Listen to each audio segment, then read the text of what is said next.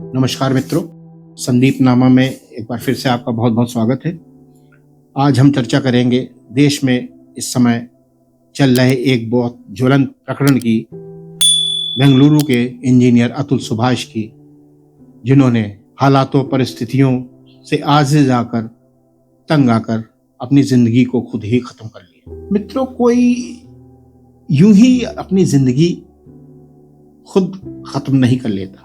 जिंदगी के न जाने कितने उतार चढ़ाव, दुख और तकलीफों की इंतहा, लाचारी, मानसिक प्रताड़ना उसके जीवन के अंत का कारण बनती है।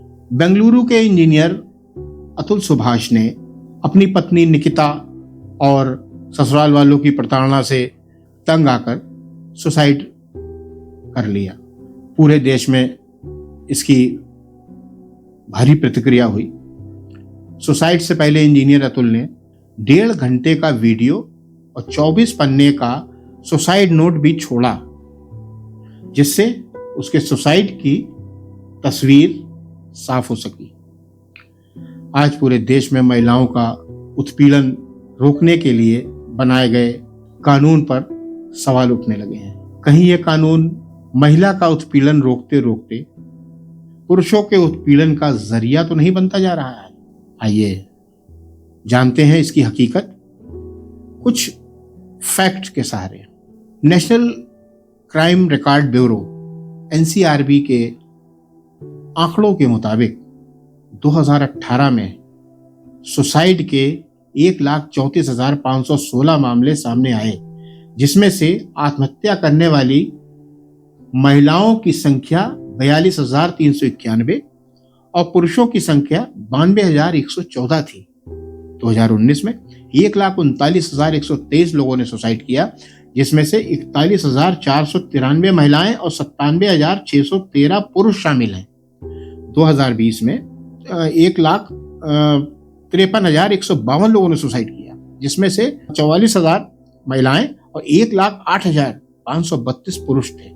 2021 में 1,64,033 लोगों ने सुसाइड किया, जिसमें से 45,028 महिलाएं और 1,18,979 पुरुष। 2022 में 1,70,924 में से 48,172 महिलाएं और 1,22,724 पुरुष शामिल हैं। पिछले साल 1,14,485 शादीशुदा ने आत्महत्या की, जिसमें से 74% पुरुष रहे, शेष 26% महिलाएं रहीं। पिछले 20 सालों के आंकड़ों की अगर बात करें तो हर आत्महत्या करने वालों में 6 पुरुष होते हैं। यह तो हुई आंकड़ों की बात। अब पुरुष आत्महत्या क्यों कर रहे हैं, इस पर भी चर्चा करते हैं। महानायक अमिताभ बच्चन साहब का एक डायलॉग है, मर्द को दर्द नहीं होता। यही डायलॉग आफत बन गया।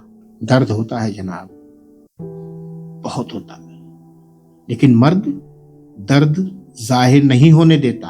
आंखों में भले ही आंसू आ जाएं, होठों पर दिखावटी मुस्कान थिरकती रहे, लेकिन दिल ही दिल में मर्द घुटता है, रोता है, तड़पता है।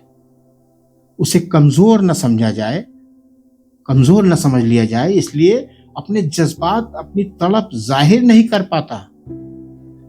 फेमिनिज्म की मौजूदा अवधारणा में पुरुष हमेशा हाशिए पर ही रहता है। मर्द को ज़हनी और शारीरिक रूप से मजबूत का तमगा मिला हुआ है, इसलिए वह अपनी भावनाओं को खुलकर व्यक्त नहीं कर पाता। कहते हैं अगर दुखी इंसान रो ले तो मन हल्का हो जाता है, लेकिन मर्द खुलकर रो भी नहीं सकता, उसे कमजोर मान लिया जाएगा। यही सोच वास्तव में पुरुषों की भावनाओं का दमन है। महिलाएं जिन आंसुओं के जरिए अपनी भावनाएं व्यक्त कर सहानुभूति हासिल कर लेती हैं, वहीं पुरुष इन आंसुओं को पी जाता है, घुट घुट कर जीता रहता है। कनाडा में सेंटर फॉर सोसाइटी प्रिवेंशन के कार्यकारी निदेशक मारा ग्रूनो कहते हैं कि हम अपने बच्चों से कैसे बात करते हैं, उन्हें संवाद करने के लिए कैसे प्रोत्साहित करते हैं, इसका भी भावनात्मक असर होता है।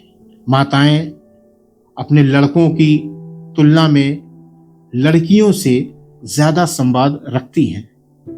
वह आपस में भावनाओं को साझा कर लेती हैं। वहीं लड़का अपनी माँ या अपने पिता से खुलकर बात नहीं कर पाता, जज्बातों को अभिव्यक्त नहीं कर पाता। वह अंदर ही अंदर उड़ता रहता है, घुटता रहता है, घुलता रहता है। भावनाओं को दबाकर रखने की यही आदत मजबूरी आत्महत्या के बढ़ते मामलों का मजबूत आधार है। ऐसे तमाम मामले हैं जिसमें असत्य भ्रामक आरोप लगाए गए, पति पर फर्जी मुकदमा दर्ज करा दिया गया। पुलिस प्रशासन, समाज ऐसे मामलों को सिर्फ महिलाओं के लिए ही संवेदनशील मानकर एक तरफा सोच बना लेता है। महिला को ही प्रताड़ित मान लिया जाता है। कई मामले हैं जिसमें मुकदमा चलने के बाद असत्य झूठ साबित हुए। ऐसे मुकदमे कोर्ट ने पति को निर्दोष मानकर छोड़ दिया। भले ही पति छूट गया, लेकिन मुकदमों से जेल तक जिन परिस्थितियों से वह गुजरता है, उसकी आर्थिक नुकसान के साथ सामाजिक प्रतिष्ठा को भी चोट पहुंचती है। इसकी भरपाई क्या संभव है? नहीं संभव। इन महिला कानूनों के दुरुपयोग के कारण असंख्य पीड़ित पुरुष अवसाद का शिकार होकर जिंदगी त्यागने का मन बना लेते हैं। इसकी परिणति अतुल सुभाष जैसी घटनाओं से होती है। यह भी मानना होगा कि न तो हर पुरुष रावण होता है और न ही हर महिला सीता। इस सोच को बदलने की बहुत जरूरत है कि विक्टिम सिर्फ महिला ही होती है, पुरुष भी विक्टिम हो सकता है। आंकड़े ये बता रहे हैं। और इस एक तरफा कानून की वजह से पुरुष ही ज्यादा विक्टिम साबित होता है और जुल्म सहता है। एक मौजूदा उदाहरण अतुल सुभाष ही हैं। आर्थिक मानसिक रूप से उन्हें किस हद तक प्रताड़ित किया गया कि उन्हें अपने बच्चों से मिलने तक के लिए तड़पना पड़ा। निकिता फर्जी मुकदमों के सहारे अतुल सुभाष की जिंदगी को दोजख बनाती रही। अमूमन माँ और पत्नी की लड़ाई में पिसता घुटता पुरुष है। अगर माँ का साथ दे तो बुरा, पत्नी की तरफदारी करे, माँ की उपेक्षा करे तो उससे बुरा।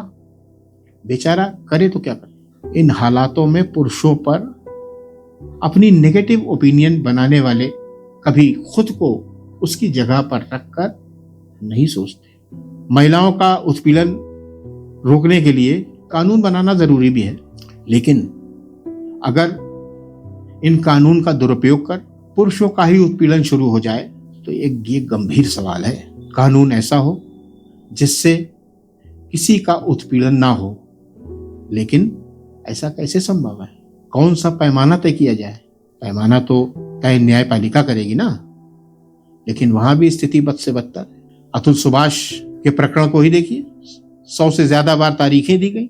एक प्राइवेट सेक्टर में नौकरी करने वाला किस तरह से इसको झेलेगा? एक महिला जज सभी साक्ष्य होने के बाद भी मुकदमा खत्म करने के लिए रिश्वत मांग रही थी। मरते मरते अतुल सुभाष यह बयान कर गए। साफ है कि अतुल सुभाष की आत्महत्या के मामले में मानसिक प्रताड़ना की दोषी जज साहिबा भी हैं। उनके खिलाफ कानून के दायरे में कठोर कार्रवाई के साथ जेल भेजने की भी जरूरत है, ताकि एक नजीर बन सके। फर्जी मुकदमे दर्ज कराने वालों के खिलाफ यूं तो आईपीसी की धारा 182 के तहत केस दर्ज करने का प्रावधान है, जिसमें कम से कम 6 माह की सजा तक हो सकती है, लेकिन 182 के लिए कार्रवाई होती नहीं है या की नहीं जाती है। इसमें दंड का प्रावधान और कड़ा करने की जरूरत है। मुकदमा झूठा पाए जाने पर हर हाल में कार्रवाई होनी चाहिए।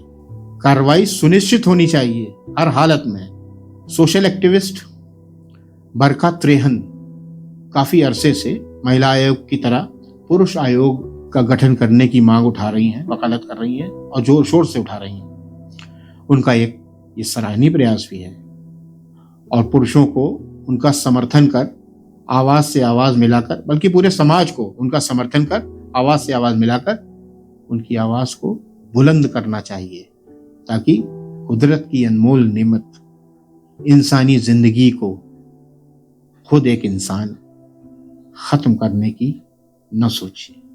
सवाल बहुत सुलगता हुआ और बहुत बड़ा है। जवाब हमको, आपको, सरकार को और खासकर न्यायपालिका को मिलकर तलाशना होगा। जय हिंद मित्रों।